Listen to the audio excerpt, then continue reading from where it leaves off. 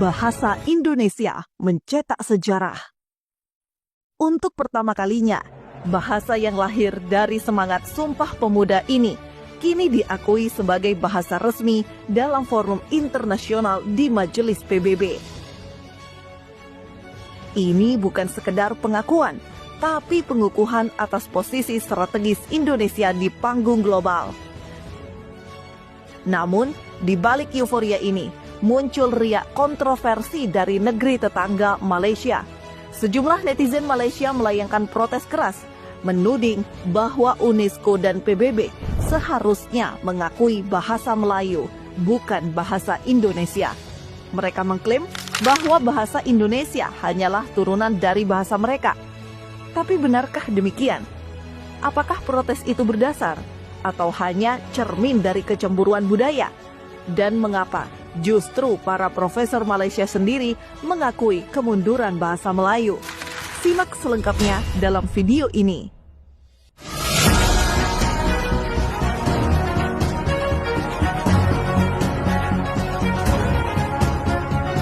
Pancasila, Pancaajimat, Trisakti harus kita pertahankan terus. Malahan harus kita pertumbuhkan terus.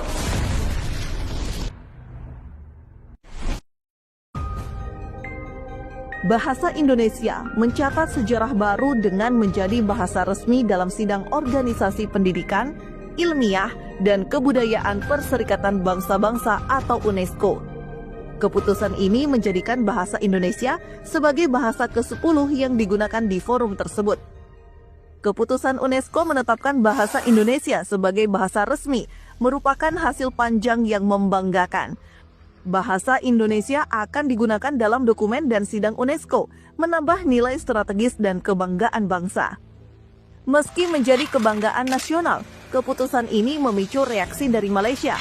Beberapa warganet Malaysia menilai seharusnya bahasa Melayu, bukan bahasa Indonesia yang UNESCO akui. Mereka menganggap bahasa Indonesia sebagai bagian dari bahasa Melayu. Pemerintah Indonesia melalui Pusat Pembinaan Bahasa dan Sastra menjelaskan bahwa klaim tersebut tidak tepat.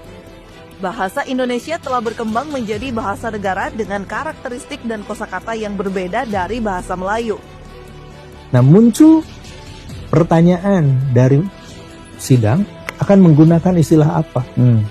Saya bertahan untuk menggunakan nama bahasa Indonesia. Ada yang protes, itu kan bahasa Indonesia asalnya dari bahasa Malaysia, bahasa Melayu. Bahasa Indonesia itu sekarang sudah berbeda dengan bahasa Melayu. Bagi bangsa Indonesia, ya, bangsa Indonesia nih, status bahasa negaranya, bahasa nasionalnya itu adalah bahasa Indonesia. Bahasa Melayu adalah satu di antara 718 bahasa daerah. Berarti bagi kita, bangsa Indonesia, bahasa Melayu adalah bahasa daerah statusnya, bukan bahasa negara, bukan bahasa nasional. Bahwa di Malaysia, di Brunei itu menjadi bahasa negara, menjadi bahasa nasional, itu urusan mereka. Bahasa Indonesia memiliki keunikan tersendiri karena bersumber dari 718 bahasa daerah di seluruh Nusantara. Setiap tahun, Badan Bahasa menargetkan 500 hingga 1000 kosakata bahasa daerah untuk ditambahkan ke dalam Kamus Besar Bahasa Indonesia. Meskipun mendapat protes dari netizen Malaysia, pihak UNESCO dan PBB tetap pada pendiriannya. Mereka menegaskan bahwa penetapan bahasa Indonesia sebagai bahasa resmi didasarkan pada fakta linguistik, historis, serta jumlah penuturnya yang mencapai lebih dari 275 juta orang, menjadikannya salah satu bahasa dengan penutur terbanyak di dunia. PBB menekankan bahwa pengakuan ini adalah bentuk apresiasi terhadap kontribusi Indonesia dalam bidang pendidikan, ilmu pengetahuan, dan budaya di tingkat global.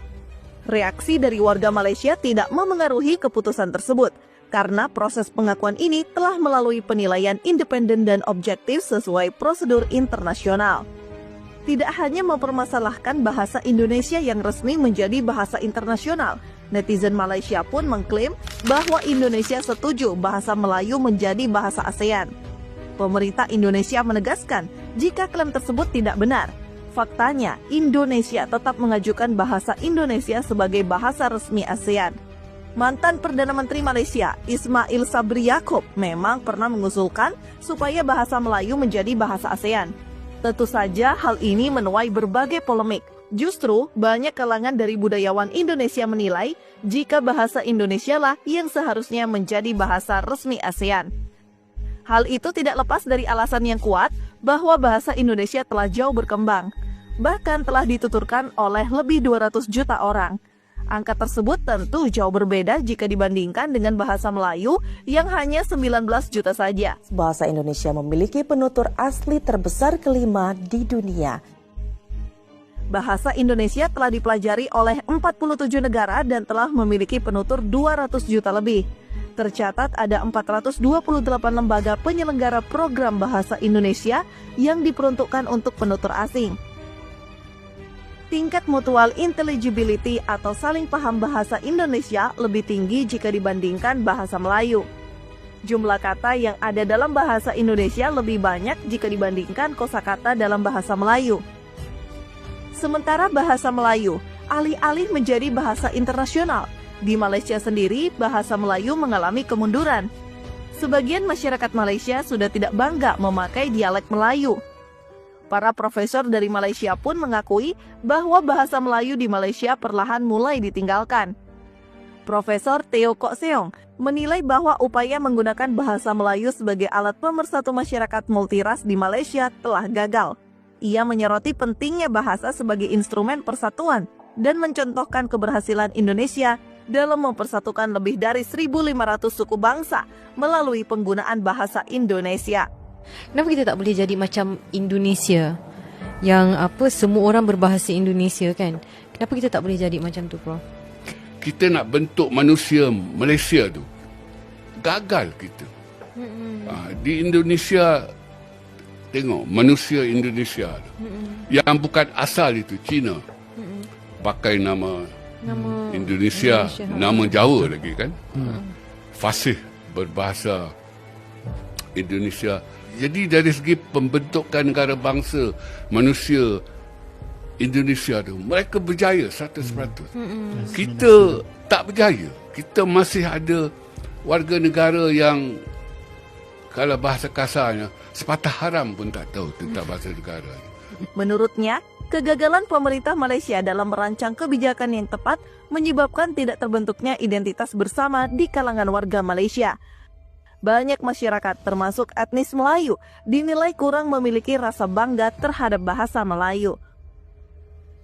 Senada dengan itu, Profesor Nik Safiah Karim mengungkapkan bahwa orang Melayu sendiri lebih memilih menggunakan bahasa asing daripada bahasa ibu mereka.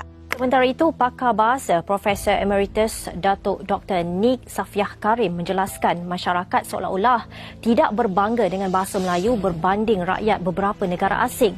Tegasnya, rakyat juga seolah-olah kurangnya rasa ingin berbahasa kebangsaan dan bermegah dengan bahasa Inggeris.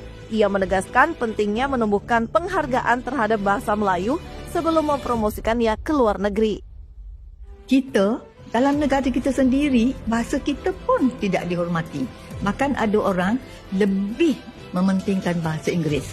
Orang Indonesia ni dia berbangga dengan bahasa Indonesia baku. Dia tahu bahasa lain, bahasa Jawa, bahasa Sunda, Aceh, bahasa Aceh. Dia ada dan mereka amat tahu.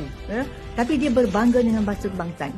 Saat ini, banyaknya masyarakat Malaysia yang mengutamakan penggunaan bahasa Inggris dalam kehidupan sehari-hari, khususnya di kalangan menengah ke atas. Hal ini diprediksi bisa menggerus bahasa Melayu sebagai bahasa ibu. Pakar bahasa dari Belanda, Profesor Wim Stockhoff mengatakan, bahasa Melayu di Malaysia bisa punah jika masyarakat tidak lagi menghormati bahasanya sendiri. Profesor Win berpendapat bila bahasa Melayu masih terus dilanda permasalahan seperti ini, lambat laun akan tergolong dalam bahasa-bahasa yang terancam walaupun pada awalnya banyak digunakan.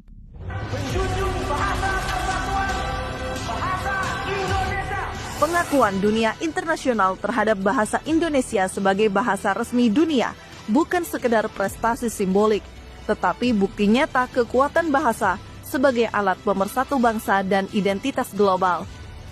Di tengah protes sebagian warga Malaysia, PBB tetap teguh pada keputusannya karena didukung fakta sejarah, jumlah penutur, dan perkembangan bahasa Indonesia yang luar biasa.